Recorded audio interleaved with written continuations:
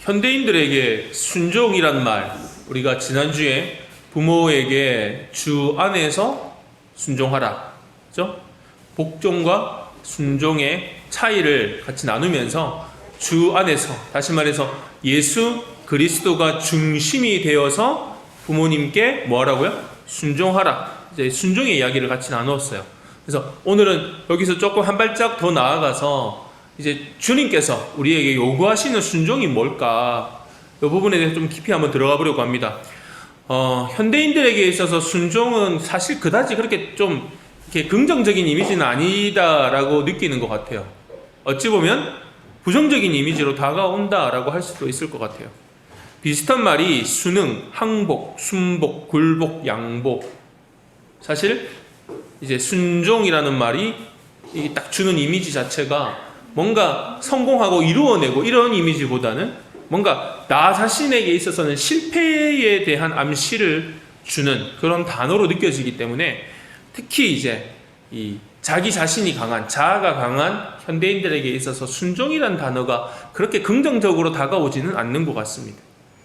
마치 구석에 몰려서 어쩔 수 없이 그냥 내리는 결정, 정복을 당한 자가 정복한 자 앞에서 힘이 없어서 그냥 엎드려지고 양보할 수밖에 없는, 마치 이제 백기를 흔드는 듯한 그런 이미지가 떠오르는 단어가 순종이 아닌가라고 생각을 해봅니다. 그런데 뭐 이제 성경에 보면 참 많이 나오는 단어 중에 하나도 사실은 순종이잖아요. 특히 이제 예수를 그리스도로 인정하고 자신의 구주로 인정하는 신앙인들조차도 날마다 살아가는 우리의 삶을 한번 돌아보면 어때요? 순종이 그렇게 쉬운 것은 아닌 것 같아요. 그죠? 하나님의 뜻에 순종한다, 하나님의 뜻에 순복한다, 사실은 거기에 어려움을 겪는 그리스도인들이 많다는 게 사실이죠. 왜 그럴까요? 혹시 우리조차도, 그러니까 그리스도인들조차도 너무 자만이 가득 차 있는 건 아닐까요? 어떤 일이 있을 때, 결정을 내릴 때 그 결정을 자기 맘대로 결정하는 일에 너무 익숙해져 있기 때문에 이렇게 순종이라고 하는 단어가 주는 이미지가 긍정적이기보다는 부정적인 게 아닐까요?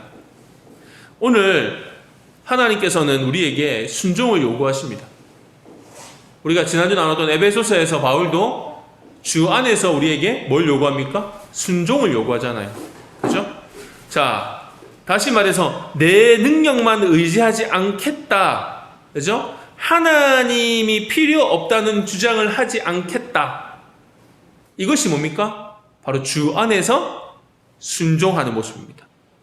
결국 하나님께 순종한다, 주님께 순종한다, 이것은 다른 말로 하면 모든 것이 변한다라는 말이 되기도 합니다. 하나님께 순종하기로 결심하는 순간부터 우리는 어떻습니까? 하나님을 더 깊이 알게 되고 또 그분의 뜻을 알아야지만이 또한 우리는 온전히 그분의 뜻에 따를 수 있게 되는 것입니다. 그래서 오늘 우리가 해야 될 작업이 바로 이 성경이 말하고 있는 순종이 무엇인지 바르게 이해하는 작업을 오늘 저와 함께 해 나가야 됩니다. 먼저 이제 가장 좋은 교육의 방법 중에 하나가 뭡니까? 본보기죠, 본보기. 그러면 성경이 주는 순종의 본보기가 뭘까? 많아요. 오늘 이제 욥의 이야기를 우리가 시작을 하게 됐는데 오늘 본문이 욥기에 대한 내용인데요. 근데 사실은 욥의 순종에 대해서 이야기를 할 때 우리가 놓치지 말아야 될 것이 무엇입니까? 욥은 자기가 처음에 가지고 있었던 것이 많았던 사람이라는 거예요. 그러니까 없던 사람이 많아졌다가 하나님이 뺏어간 게 아니라 원래 그는 많은 것을 가지고 많은 것을 누리고 살아가던 사람으로 성경은 그리고 있어요. 그런데 어느 날 갑자기 가지고 있었던 모든 것, 심지어 자녀들까지도 다 빼앗기게 되는 것이죠. 자, 그 과정에서 욥이 지금 정말 비참하게 자식도 죽고 자기의 모든 재산이 다 날아갔을 때 욥이 겉옷을 찢고 머리털을 밀고 하나님 앞에 엎드렸던 그 모습으로 오늘 본문을 시작하고 있다는 사실입니다. 그런데 오늘 이 구절이 그렇게 자세하게 이 욥의 순종에 대한 부분들이 그렇게 자세하게 기록되고 있지는 않아요. 이제 그 다음에 바로 2장부터는 사탄이 욥을 시험하는 이야기로 들어가거든요. 그래서 오늘 저는 좀 우리의 수준을 좀 우리가 스스로가 아니까 우리가 좀 다른 한 사람을 선정해서 이 순종의 처절함에 대해서 한번 나누려고 합니다. 그래서 저는 여러 사람 중에서 마리아를 선택해봤어요. 사실 제가 마리아를 선택했던 이유 중에 하나가 뭐였냐면, 저녁에 아내랑 운동하려고 동네를 돌고 있는데 우리 집에 조금 내려가면 성당이 있거든요. 그 성당에 가면요, 저녁에 가면 가장 잘 보이는 곳에 가장 잘 보이도록 조명까지 딱 켜서 사람들이 그 앞에서 딱 손을 모으고 이렇게 인사하는 곳이 있어요. 예. 누굽니까? 그 동상이 마리아예요. 예. 그러니까 우리하고 전혀 다른 것 중에 하나가, 완전 이질감을 주는 것 중에 하나가 이 캐톨릭과 개신교의 차이 중에 하나가 바로 마리아에 대한 이미지거든요. 그들은 아예 마리아를 신격화했어요, 이미. 그래서 무흠 잉태설, 그러니까 마리아 자체도 이제 아예 죄 없이 잉태했다. 그리고 마리아가 죽고 나서 예수님이 승천하신 것처럼 마리아도 승천했다, 이렇게 주장하거든요. 그러니까 우리하고는 완전히 다르죠. 그래서 순종에 대한 이야기를, 말씀을 준비하면서 제가 그 마리아에 대해서 우리가 어떻게 보면 긍정적인 부분이 물론 있으니까요, 그 마리아의 순종에 대해서 한번 좀 살펴보고 또 같이 우리 식구들하고 좀 나눴으면 좋겠다라는 생각으로 오늘 제가 이제 순종의 본보기로 마리아의 모습을 한번 살펴보려고 합니다. 성경에서 나타나는 마리아의 모습 중에 첫 번째는 뭐냐면요, 아주 평범했던 사람이라는 거예요. 특별하지도 않았어요. 여러분, 유대인들이 자주 하는 말 중에 하나가 뭐냐면요, 갈릴리에서 무슨 선지자가 나냐, 이런 말이 있어요. 이게 좋은 말일까요, 나쁜 말일까요? 이게 한마디로 말하면요, 아주 저쪽을 비하시키는 말이에요. 북쪽에 사는, 갈릴리에 사는 사람들을 아주 비하하는 말이거든요. 그러니까 이방의 갈릴리라고 표현도 하고요, 무슨 선지자가 무슨 선한 것이 거기에서 나겠느냐, 이렇게 표현을 하거든요. 근데 여러분, 역사적으로 보나 지리적으로 보나 갈릴리는 이방의 땅이 아닙니다. 원래 이스라엘 땅이에요.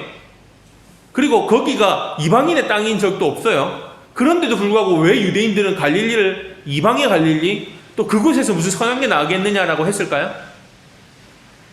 뭐하고 똑같냐면요, 요즘에 직장이 서울에 있는데 서울에 땅값이 너무 비싸고 집값이 너무 비싸서 어디로 갑니까? 자꾸 외곽으로 가잖아요. 나중에는, 처음에는 그래도 서울 경계선 안에 들어가 있는 성북구 이런 데 가가지고 산동네에 살다가 거기도 집값이 너무 올라가니까 결국 어디로 가요? 경기도 쪽으로 막 가는 거예요. 그러다가 거기서도 도저히 비싸서 못하면 결국 직장을 어디로 옮깁니까? 지방에 있는 직장으로 옮길 수밖에 없는 그런 상황이 벌어지는 것처럼, 당시에 예루살렘을 중심으로 하고 있는 이 유대 지역, 수도잖아요, 수도. 그죠? 이스라엘의 서울, 그곳에 살던 사람들이 실패를 하거나 갑자기 망하거나 이제 이런 사람들이 어디로 먹고 살기 위해서 가냐? 북쪽으로 올라가게 되는 거예요. 왜? 그 갈릴리는 뭐가 있으니까? 호수가 있기 때문에. 그죠? 정말 밀리고 먹고 살기 힘든 사람들이 그 갈릴리 호수에서 나는 물고기라도 잡아서 먹으면서, 그 호수에 있는 물고기를 잡아서 팔면서 생업을 유지할 수 있었기 때문에, 그래서 이스라엘 사람들, 특히 이제 유대에 살고 있던 한마디로 좀 먹고 살만한 사람들이 볼 때 저 갈릴리는 이방의 갈릴리인 거예요. 그리고 그곳에서 무슨 선한 게 나겠느냐, 그러니까 거기서 무슨 선지자가 나겠느냐, 이렇게 이야기를 하는 거죠. 자, 돌아와서 여러분, 마리아의 고향이 어디입니까? 사제가 생각보다 잘못하시면 안 돼요.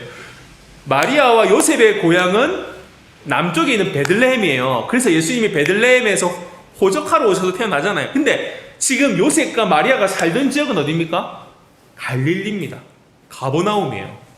가버나움은 갈릴리 그 지역에 있는 하나의 지명이에요. 이 말은 뭐가 되는 겁니까? 그들의 삶이 어려웠다는 거예요. 아주 어려운 삶이었다는 거죠. 그래서 그 북쪽 갈릴리 지역에서 이 살아있던 마리아, 다른 말로 하면은 평범하다 못해서, 그죠? 아주 낮은 생활 수준으로 살 수밖에 없었던 한 여인이었어요. 그런데 보세요.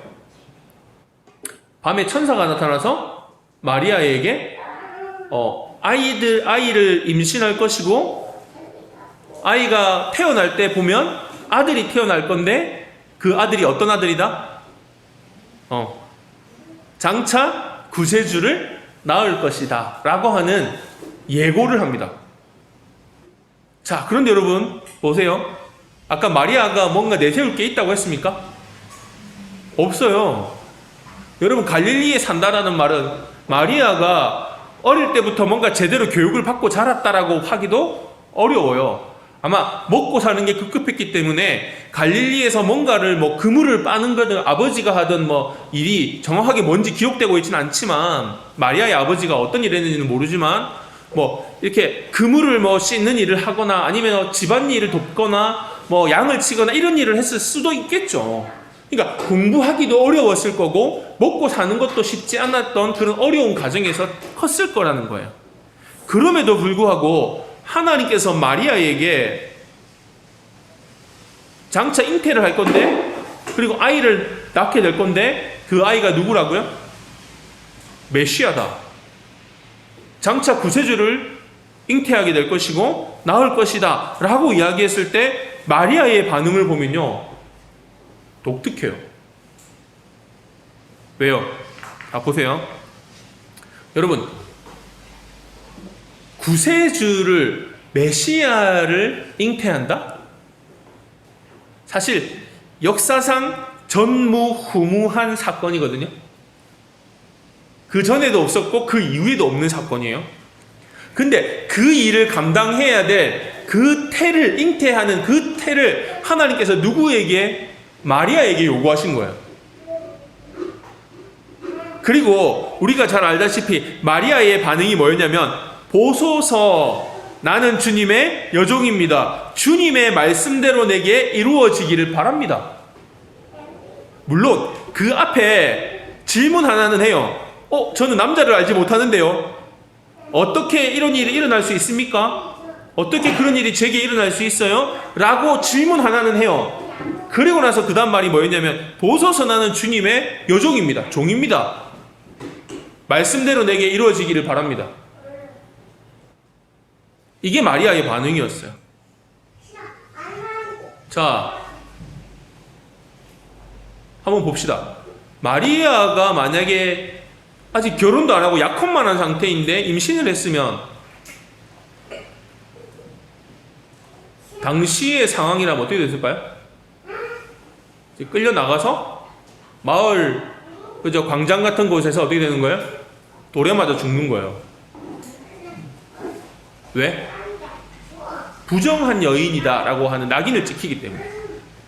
그러니까 사실은 지금 이 마리아가 기꺼이 자기의 몸을 구세주를 잉태하고 자라게 하는 것에 순종하고 내어드리는 것이, 그죠? 예수를 믿고 있는 우리의 입장에서는 야, 대단하다, 참 착하다, 좋은 일 하네 라고 느낄지 모르겠지만, 당시에 마리아가 지금 이 접하게 되는 사건으로 본다면 어떨까요? 이건 사실은 자신의 어떤 목숨까지도 내어 걸어야 될 아주 심각한 결과를 초래할 수 있는 결정이 되는 거예요. 한마디로 말해서 정숙한 처녀라고 하는 것에 대한 흠집이 되올 수 있고요. 아마 그날부터 마을 사람들은 이제 지나가는 마리아 뒤에서 수군거리기 시작했겠죠. 야, 쟤는 결혼도 안 했는데 임신했단다. 어떻게 이런 일이 있을 수 있니? 자, 또 한 가지. 마리아가 지금 저는 당신의 여종입니다. 당신의 말씀대로 내게 이루어지기를 바랍니다. 라고 결정을 해서 마리아의 몸에 메시아가 잉태가 되고, 그죠? 이제 그분의 사역인 메시아로서의 사역을 감당을 하게 되면 어떤 일이 벌어집니까? 우리가 성경을 통해서 알고 있잖아요. 여러분, 마리아는 3년이라고 하는 시간 동안에 뭘 봅니까? 메시아가 당하게 될 순환을 보게 됩니다. 직접 자기의 눈으로 자신의 그 금쪽 같은 아들이, 그것도 첫째 아들이잖아요. 많은 사람들의 지지를 받으면서 마치 뭔가를 이룰 것 같은, 진짜 내가 그 꿈에 천사를 통해서 봤던 환상 중에 정말 메시아로서 이 땅에 오셨다라는 말이 이루어지고 있구나라고 왠지 모를 기대와 설레임 가운데 바라보았던 그 예수 그리스도의 공생의 초창기의 모습도 있지만, 시간이 지나면서 사람들이 어떻게 됩니까? 자신들이 바라던 정치적인 메시아가 아니다라는 이유로 하나둘씩 떠나가게 되고요, 제자들이 배신을 하게 되고요, 또 예수를 죽이려고 하는 사람들이 등장하기 시작하는 그 모습 가운데 마리아의 마음, 엄마의 마음은 어떻게 했을까요? 아마 불안해지기 시작했겠죠. 막 불안함이 막 엄습하기 시작했고, 심지어 시간이 지나니까 어떤 일이 벌어집니까? 아들 예수가 체포되었다는 소식을 듣게 되었고요, 심지어는 형체를 알아보지 못할 정도로 엄청난 구타를 당하고 찢김을 당한 후에 바라바라고 하는 죄수는 풀려나가는 대신에 죄도 없는 자신의 아들은 처형을 당하게 되는 그 모습을, 그 십자가 밑에 다른 제자들은 다 도망가고 그 어머니 마리아와 다른 여자들 몇 명만 남아서 직접 자신의 눈으로 자기의 아들이 십자가에 매달리는 모습, 그것도 앞에서 얘기한 것처럼 온갖 조롱과 구타와 멸시를 다 당해가지고 일그러지고 찢기고 피 흘린 그 모습으로 처참하게 달려있는 그 모습을 지금 누가 봐야 되는 거예요? 여러분, 그냥 그날 밤에, 아니요, 저는 못하는데요, 제가 뭔 그런 일을 합니까? 라고 했더라면 당하지 않을 수 있는 일을 지금, 저는 당신의 여종입니다, 당신의 뜻대로 제 안에 이루어지기를 소망합니다, 이 한마디가 가지고 온 파장은, 여러분 같았으면 이거 감당하겠습니까?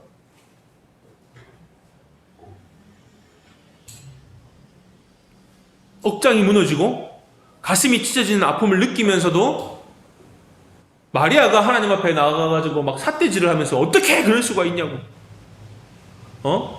메시아라면서요, 메시아라면서요. 분명히 저한테 메시아라고 했지 죄수라고 안 했잖아요. 이렇게 따졌다는 기록은 없어요. 마음이 갈라지고 찢어지는 상황 속에서도 인류를 대속해서 제물로 드려질 이 땅에 오신 하나님의 어린 양의 육신의 어미라는 그 이유 하나만으로 정말 감당하기 어려운 그 모습을 다 바라보아야 됐고요. 결론적으로 보세요.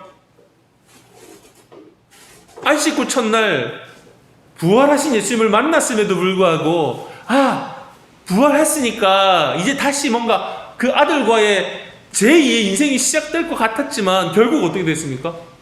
아들은 영원히 당신의 나라로 떠나가셨어요.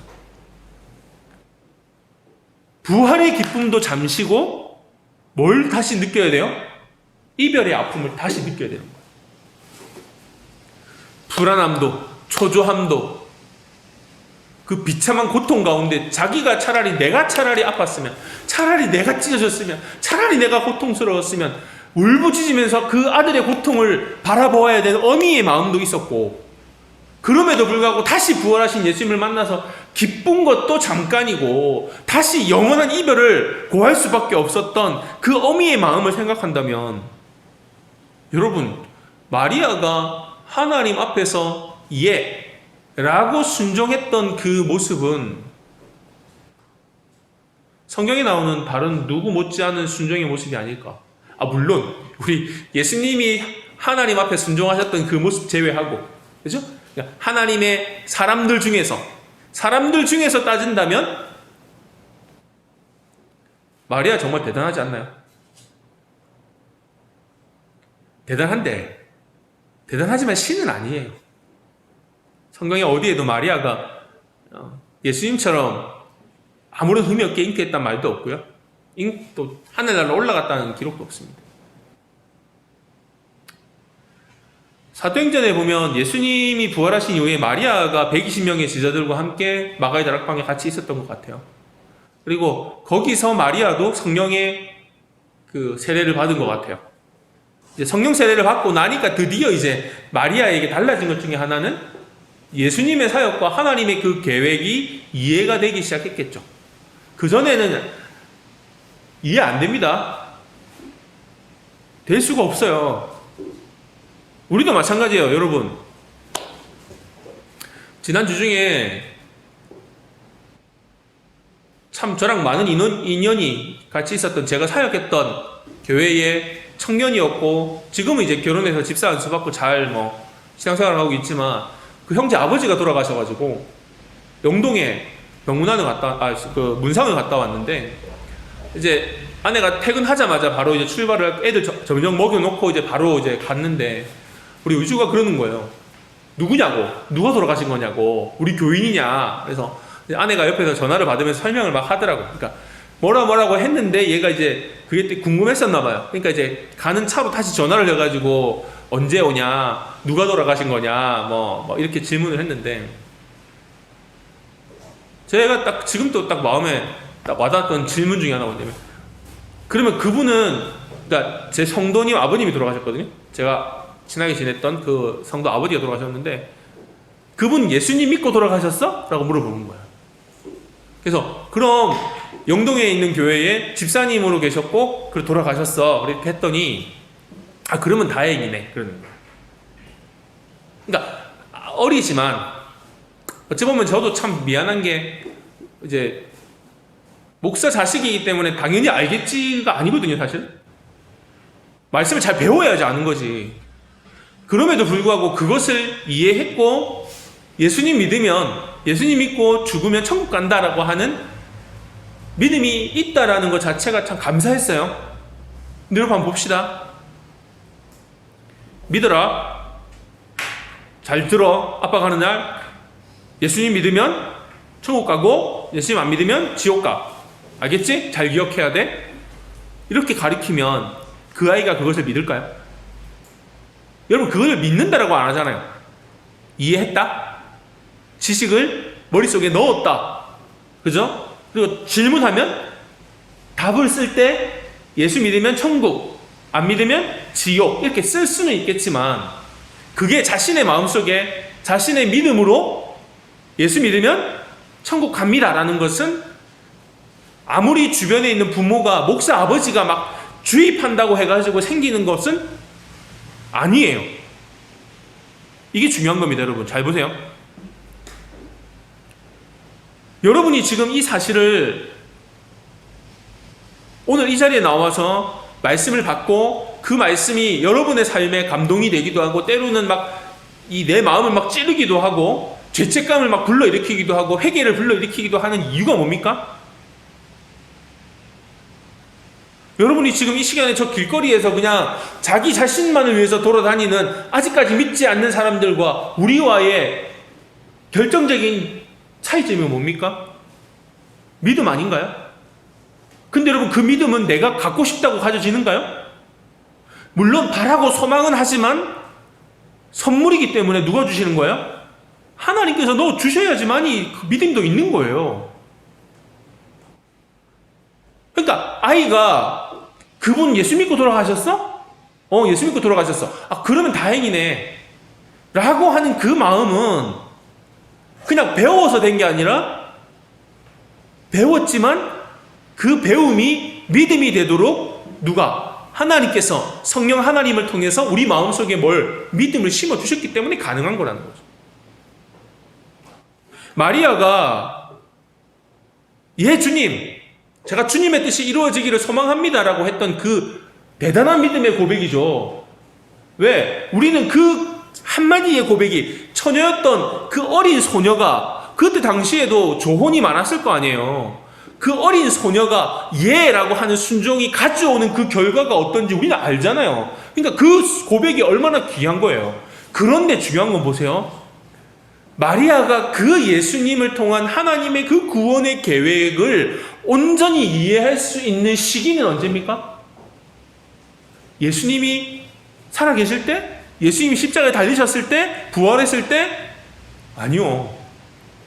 정확하게 말하면 마리아가 그 사실을 정확하게 이해한 때는 한참 이후인 마가의 다락방에서 성령 세례를 받았을 때요. 그때 드디어 왜 하나님께서 나에게 그런 일을 이루어 가셨는가를 마리아는 깨닫게 된 거예요. 지금까지 품었던, 제가 예전에 이제 야고보서 강의하면서 한번 성도들 질문했는데, 야고보서의 저자는 예수님의 동생 야고보입니다. 예수님의 제자 야고보가 아니라, 그래서 사도 야고보가 아니라, 야고보 사도가 아니라 야고보 장로입니다. 예루살렘 교회 장로거든요. 야고보가 어릴 때 자기 형 예수를 보면 어땠을까요? 제가 이런 질문을 한번 던져봤어요. 야고보가 느끼기에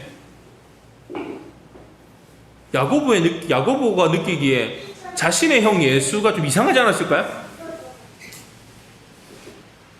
여러분, 예수님이 어릴 때의 모습이 어땠을까요? 우리하고 똑같았을까요? 제가 볼 때는 아닐 것 같아요. 왜냐면은 거의 예수님이 한 12살쯤 됐을 때 성전에 올라가시는데, 그때 어머니 마리아와 나누는 대화의 수준을 보면 그 또래의 아이들과 다르거든요. 그러니까 예수님은 이미 자신이 어떤 존재인지를 알고 계셨던 것 같아요. 그래서 그 동생을 대하는 모습이, 그러니까 쉽게 말하면 야고보 자기 친구의 형들이 자기 친구들 대하는 모습을 보면서 자기 형이 자기 대하는 모습을 보면 달랐을 거라는 거예요. 근데 여러분 잘 보세요. 야고보 장로가 예수님이 누구인지를 정확하게 알고 그가 예루살렘 교회의 기둥과 같은 존재가 되어서 장로가 되었거든요. 지금 말로 말하면 목회자의 역할이에요. 근데 여러분, 그게 언제였을까요? 그건 이미 예수님이 십자가에 달려 돌아가시고 난 이후, 부활하시고 난 이후의 일이에요. 예수님이 살아계실 때 야고보가 전도돼가지고 예수님 따라다니지 않았어요. 왜냐면은 제자들이 네가 크냐 내가 크냐 이 이야기 할 그 장면에서 예수님의 어머니와 형제들이, 야고보도 있었고 요셉도 있었고, 그죠? 그 형제들이 와가지고 예수님 찾아왔던 장면들을 성경이 기록하고 있거든요. 그때까지만 해도 안 믿었어요. 자기 형이 누군지를. 자, 여러분, 야고보도 그랬을 거고요. 오늘 우리 이야기의 주제인 마리아도 자기 자신을 통한 하나님의 그 계획이 온전히 이루어질 것이다 라고 하는 막연한 믿음이 있었을지는 모르지만 그것이 온전하게 이해할 수 있는 수준은 아니었고요. 그 큰 그림이 보이기 시작했던 것도 결국은 성령 세례를 받고 난 이후의 모습으로 우리는 알 수가 있습니다. 하지만 여기서 중요한 게, 마리아가 모든 것이 이해가 되고, 그 계획이 있으시구나. 좋습니다. 그러면 제가 순종하겠습니다. 이렇게 반응하지 않았잖아요. 다 왔어요. 제가 요 이야기가 하고 싶어서 지금 좀 여기까지 왔는데, 마리아가 제가 순종하겠습니다 라고 했던 딱 그 타이밍은요, 사실 아무것도 이해가 안 되는 상황이에요. 내가 이거 순종하면 어떤 일이 벌어질 줄 아무것도 모르는 상태에서 이해했다는 거예요. 마리아가 하나님 앞에 이해한 순간은 예수님의 그 모든 사역이 다 마무리되고 성령 딱 세례를 받고 이제 하나님의 모든 계획이 딱 이해가 되고 나니까 그제서야 오케이 제가 하겠습니다 이렇게 대답하지 않았다는 거예요. 제가 이 이야기를 왜 하겠습니까? 저도 그렇고요, 우리가 가지고 있는 어떻게 보면 좀 고약한 특성 중에 하나가 뭐냐면요, 이해가 되면 하려고 해요. 아닌가요? 자, 하나님 저를 한번 설득시켜 보십시오. 저를 좀 내가 이해가 들어보고 제가 이해가 되면 그때 이해할게요. 이렇게 하지 않나요? 여러분 젊은 시절에 청년 때 여러분 좀 어릴 때 교회에서 뭐 임원 좀 하세요 이렇게 이야기했을 때 내가 왜 임원을 해야 되는데요? 제가 임원을 해야 될 이유가 뭔데요? 저를 또 납득을 시키고 이해를 시킨 다음에 그 다음에 제가 이해할게요. 여러분 이런 적 없으신가요? 오늘 제가 말씀을 준비하면서 그래 맞아. 그래서 이런 믿음이 있는 사람, 이런 걸 감당할 수 있는 사람이라는 것을 하나님은 아시니까 그 마리아를 선택하셨겠지. 신은 아니지만 뭐 신격화할 수는 없지만 그래도 참 대단한 여자다. 누가복음 1장 38절 나는 주님의 여종입니다. 주님의 말씀대로 내게 이루어지기를 바랍니다. 어찌 보면 짧은 한 구절이고 얼마 안 되는 것 같지만 이 안에는요 여러분 엄청난 순종의 모습이 들어와 있다는 것이죠. 프랑스와 페넬롱이라고 하는 사람이 이렇게 얘기했어요. 하나님은 우리를 훔쳐보는 간첩이 아니다. 하나님은 우리를 해치려 호시탐탐 노리는 원수가 아니다. 하나님은 우리를 사랑하는 아버지다. 그분의 선하심만 믿는다면 언제나 도와주길 원하는 아버지다. 쉽게 말해서 여러분 하나님은요 막 우리에게 막 윽박을 지르고 막 때리고 굶겨가지고 순종하도록 만들지 않는다는 거예요. 하나님이 우리에게 순종을 요구하실 때는 그렇게 윽박을 지르거나 굶겨가지고 어쩔 수 없이 알았어요 제가 순종할게요 이렇게 시키시지 않는다는 거예요.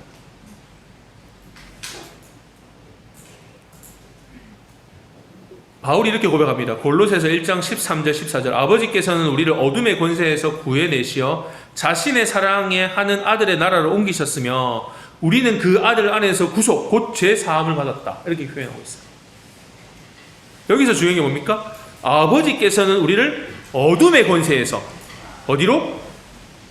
자신의 사랑하는 아들의 나라로 옮기셨다. 어둠의 권세에서. 그죠? 원래 우리가 있었던 곳이 어둠의 권세잖아요. 그죠? 마귀의 자녀, 죽음, 죄 가운데서 태어났는데 그런 우리를 하나님께서 어떻게 하셨다고요? 사랑하는 아들의 나라로 우리를 옮기셨대요. 이게 어떻게 가능했을까요?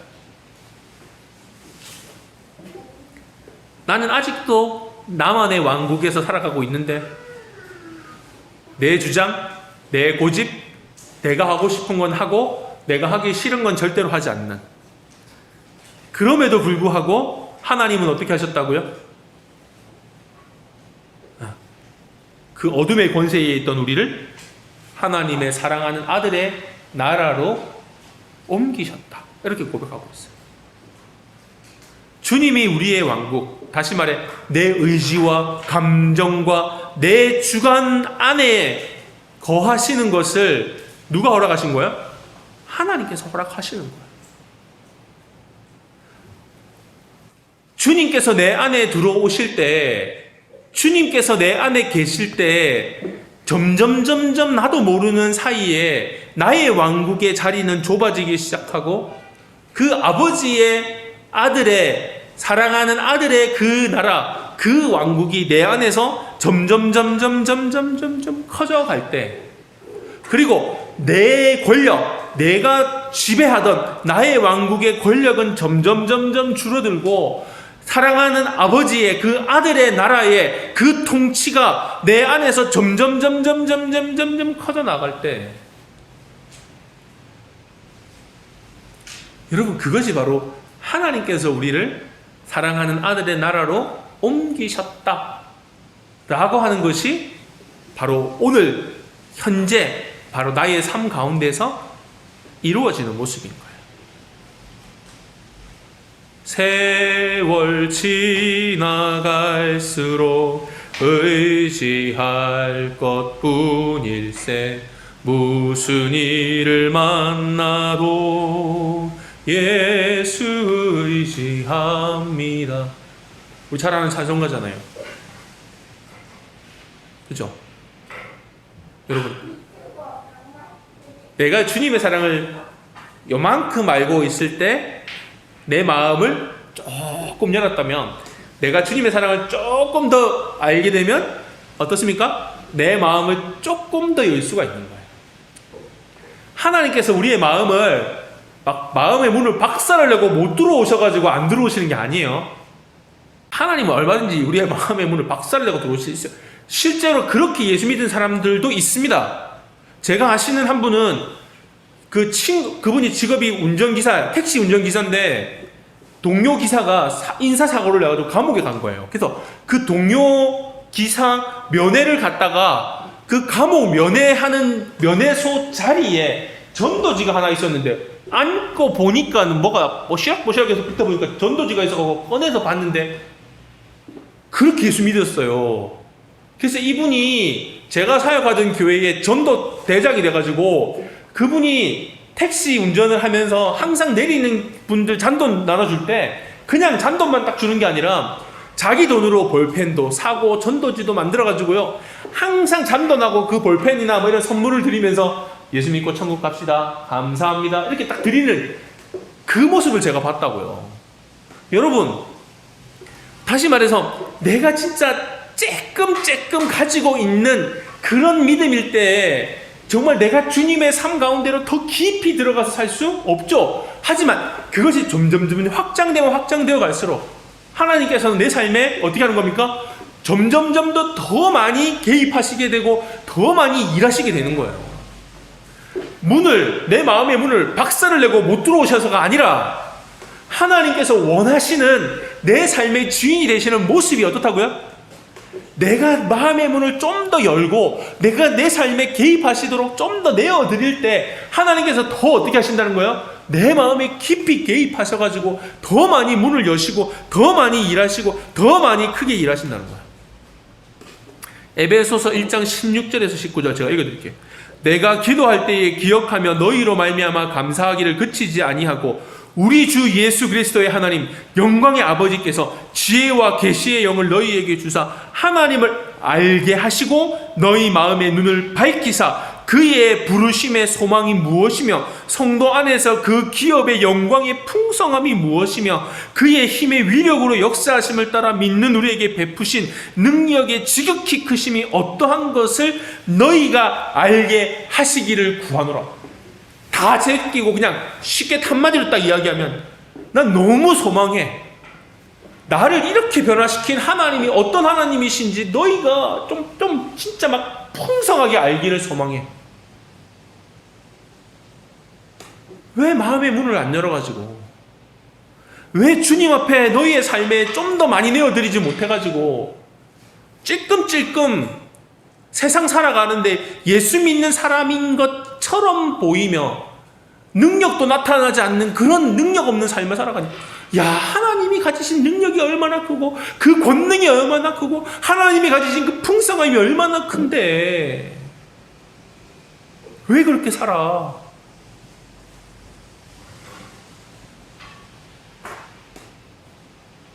여러분 오늘 본문으로 돌아와서 욥이 어떻게 하나님 앞에 이런 일이 벌어졌는데 예배를 할 수가 있을까요?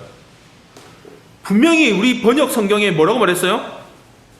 욥이 일어나 겉옷을 찢고 머리털을 밀고 땅에 엎드려 뭐 했다고요? 예배했대요. 누구를? 자기 자식을 다 뺏어가시고 자기 재물을 하루아침에 다 가져가셔가지고 알거지가 되게 만들었던 뒤에 구절이지만 나중에 아내가 와가지고 어떻게 합니까? 욥의 몸에 헌데가 피부 그 악질 피부가 거의 피부병이 걸려가지고 너무 가려워가지고 막 벅벅 옛날 지금 생각하니까 그렇구나. 저희 어릴 때 선생님들이 그 부분 가르칠 때 기와장을 가져다가 그걸 벅벅 끓였다는데 죄송하지만 이스라엘에는 기와장이 없었는데 어떡하지? 그죠? 아마 그때 지붕은 나무 판때기 같은 걸 많이 세웠으니까 나무 그죠? 그런 걸 가지고 얼마나 건지라고 손으로 안 되지. 그런 걸로 막 벅벅 끓고 있겠어요. 그래서 뭐라 말해요? 차라리 그냥 죽어라. 부인이 남편이 얼마나 고통스러워하는 모습 봤으면 차라리 그냥 네 태어난 걸 저주하고 죽어. 너 하나님을 저주하고 죽어. 라고 이야기를 할 정도의 상황까지 처해졌을까요? 근데 보세요. 마리아가 어떻게 그럴 수가 있어요? 내가 그렇게 순종을 했으면 당신이 나한테도 보여줄게. 내 아들이 정말 이 나라 왕국의 주인이 되는 걸 보여줘야지. 어떻게 내 아들이 저렇게 처참하게 죽는 모습을 나에게 보여줄 수 있어요? 이렇게 항의하지 않는 것이나 욥이 아니 처음부터 주지를 말든지 와 내한테 이런 걸 줘가지고 왜 나한테 이런 고통을 주시냐고 하나님 앞에 원망하지 않고 오히려 뭐하고 있다고요? 예배 드리고 있어요. 여러분 이게 어떻게 가능한가요? 오늘 말씀의 결론입니다. 여러분 순종이 뭘까요? 저는 오늘 결론을 이렇게 이야기하고 싶어요.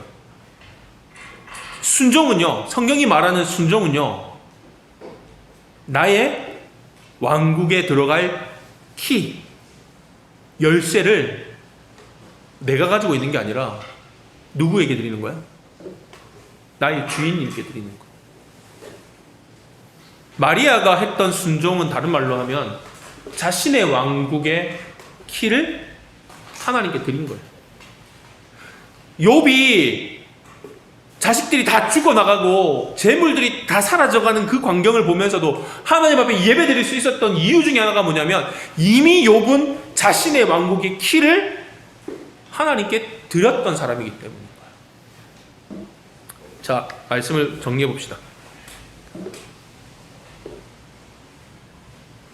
마태복음 8장 34절에서 37절이 이제 한 챕터인데 요 안에서 가장 우리가 좀 주의 깊게 봐야 될 부분이 뭐냐면 누구든지 나를 따라오려고 하던 자기를 부인하고 자기 십자가를 지고 나를 따라올 것이다 라고 이야기를 하거든요.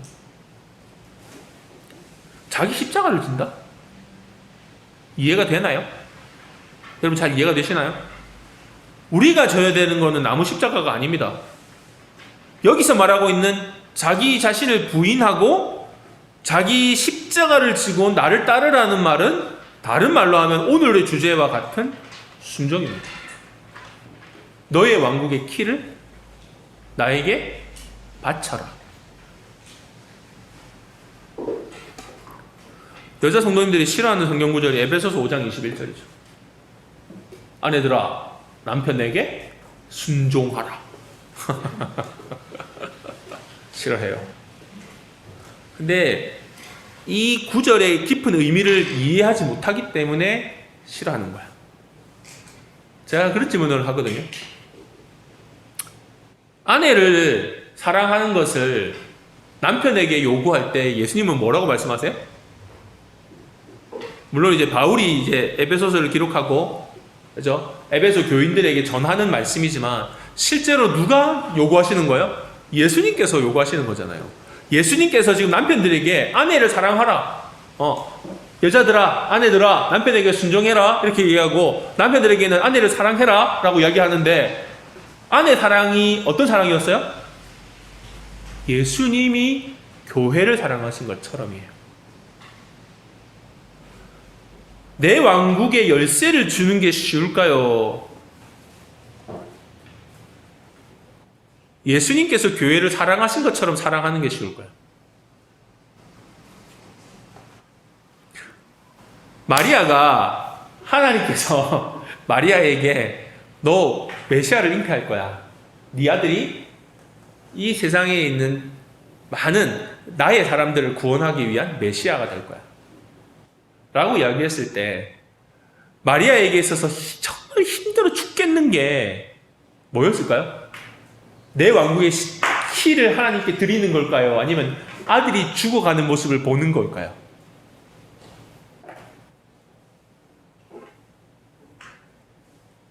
제가 전달을 제대로 했는지 모르겠어요. 여러분들에게.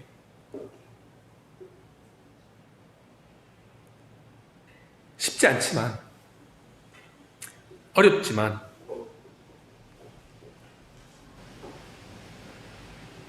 내 왕국의 열쇠를 주님 앞에 내어드리는 게 속편할 것 같아요.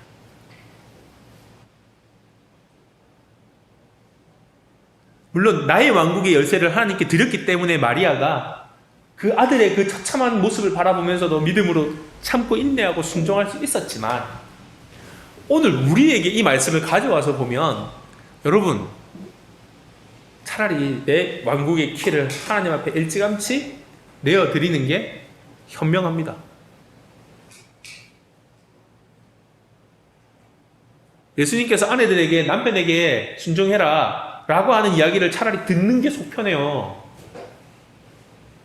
예수님이 교회를 어떻게 사랑하셨어요?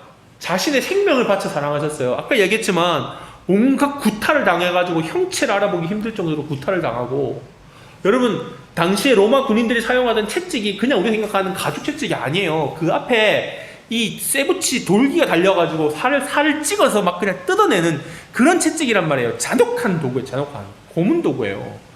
예수님께서 그런 화를 당하셨는데 그렇게 하셔서 구해낸 게 뭡니까? 교회잖아요. 그리스도께서 교회를 사랑하신 사랑이 더 크겠습니까? 부인이 아내들이 남편에게 순종하는 게 더 크겠습니까? 사실을 자세히 보면 누가 남는 장사예요? 아내들이 남는 장사예요.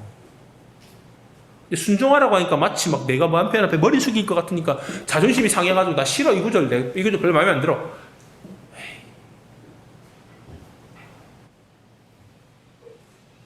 오늘 말씀은 이렇게 좀 마무리를 하려고 합니다. 그리고 내 기도는 아니고 이제 우리가 좀 이렇게 모니터가 있었으면 같이 보고 읽고 하면은 좀 좋았을 건데 없으니까 제가 한번 읽어드릴게요. 1600년대 청교도들이 했던 기도문이 있어요. 제목이 언약의 기도라고 하는 기도인데 제가 한번 읽어드리겠습니다. 나는 이제 내 자신의 것이 아니라 주님의 것입니다. 당신이 원하시는 자가 되게 하시고 당신이 원하시는 자리에 있게 하소서. 당신이 원하시는 일을 하게 하시고 당신이 원하시는 고난을 받게 하소서. 당신을 위해 일하게 하시고 당신을 위해 쉬게 하소서. 당신을 위해 높은 자리로 올라가게 하시고 당신을 위해 낮은 자리로 내려가게 하소서. 나를 풍족하게 하시고 나를 가난하게 하소서. 내게 모든 것을 소유하게 하시고 내게 아무것도 없게 하소서. 나의 모든 것을 기꺼이 당신의 뜻에 맡깁니다. 오 영광스럽고 송축할 성부 성자 성령이시여, 당신은 저의 것이며 저는 당신의 것입니다. 언제나 그렇게 하옵소서. 지금 이 세상에서 내가 맺은 언약이 하늘나라에서 확증되게 하소서. 아멘. 예수님께서 부활하셔가지고 베드로를 만났어요. 우리가 잘 아는 구절이죠. 갑자기 3번이나 물어봐요. 네가 나 사랑하냐? 베드로가 열심히 대답했거든요. 자기가 할 수 있는 최선의 3번의 대답을 했어요. 근데 뜬금없이 예수님께서 뭐라고 하세요? 너 어떻게 죽는지 내가 이야기해 줄게. 베드로가 어떻게 죽을지에 대한 이야기를 듣고, 네가 젊었을 때는 네 마음대로 돌아다녔지만 나중에 너도 다른 사람이 너에게 띠를 띄우고, 한마디로 말해서 베드로가 끌려가지고 가서 죽게 되는 그 모습을 이야기하시거든요. 근데 베드로가 몸을 돌려가지고 예수님, 요한이는 어떻게 됩니까? 요한이는 나는 그렇게 죽는 거 알겠는데 그럼 요한이는 어떻게 됩니까? 이렇게 물어봐요. 그 예수님께서 뭐라고 하세요? 그치? 그건 네가 아무 상관없어. 내가 요한이를 내가 다시 올 때까지 살리든 요한이도 죽이든 그거는 네가 할 바가 아니고 너는 네 할 일이나 해라. 이게 예수님의 대답이었어요. 우리도 사실은 이런 성품이 있잖아요. 너 죽을 거야 라고 이야기했더니 누구 자꾸 끌고 들어가는 거야? 자기 라이벌이었나 봐요. 요한이. 그죠? 사랑하는 제자가 되니까. 그러면 요한이 어떻게 되는데요? 이게 우리의 모습인데 예수님의 대답은 뭡니까? 상관하지 마라. 내가 걔를 살리든 내가 걔를 죽이든 네하고는 상관없다. 이 말씀을 준비하면서 주님께서 저에게 주셨던 마음이 이 구절이었어요. 어떤 목사님은 정말 노른자의 땅덩어리에 어마어마하게 큰 교회를 세우고 있는데, 흔히 우리는 그러죠. 주님, 저분한테는 저렇게 큰 교회를 주시는데, 저렇게 어마어마하게 많은 성도들을 주시는데 왜 나한테는 안 주십니까?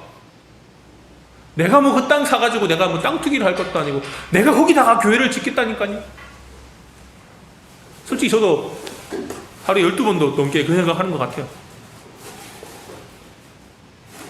베드로에게 주셨던 그 말씀이 오늘 나에게 주셨을 때 주님의 대답은 뭡니까? 정목사, 내가 다른 교회에다가 어떻게 하든지 그건 네가 알 바가 아니야. 너는 그냥 내가 교회를 주든 건물을 주든 성도들을 보내주든 말든 상관하지 말고 너는 그냥 나만 따르면 돼. 결론입니다. 우리는 뭐만 하면 돼요? 거창하게 제가 만들었던 말로는 왕국의 열쇠를 주님 앞에 드리는 거고요. 쉽게 말하면 남들한테 뭐를 주든 말든 뭐를 하시든 말든 그거 신경 쓰지 말고 뭐 하라고요? 그냥 너는 나만 따르면 된다. 여러분, 그것은요, 지금 여러분이 직장생활 하시는 직장에서도, 학교에서도, 가정에서도, 사역 현장에서도 마찬가지입니다. 그냥 우리는 따르는 거예요.